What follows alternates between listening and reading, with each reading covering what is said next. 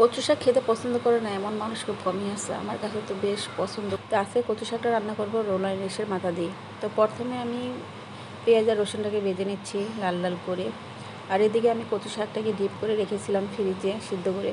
তো এটাকে নামিয়ে নিয়েছি আর রোলা ইলিশের মাথাটা কেটে কুটে রেডি করে নিয়েছি। তো আমার পেঁয়াজটা ভাজা হয়ে গেছে। এখন আমি এক এক করে সবগুলো মশলা দিয়ে দিব। এখানে হলুদের গুঁড়া, মরিচের গুঁড়া, জিরার গুঁড়া আর সামান্য একটু আদা বটা আর লবণ দিয়ে ভালোভাবে মশলাটাকে কষিয়ে নিব। মশলাটা যখন কষানো হয়ে যাবে তখন আমি লোনা ইলিশের মাথাগুলো দিয়ে দিব, দিয়ে ভালোভাবে ভেজে নিব তেলের উপরে। তো ভেজে নেওয়া হয়ে গেলে এখন আমি সিদ্ধ করে সেই কচু শাকটাকে দিয়ে দিব। তো কচু শাকটাকে তেলের উপরে নেড়ে চেড়ে একদম শুকিয়ে নিব পানিটা। তো কচু শাকটা যত ভাজা হবে ততই খেতে অনেক মজা লাগবে।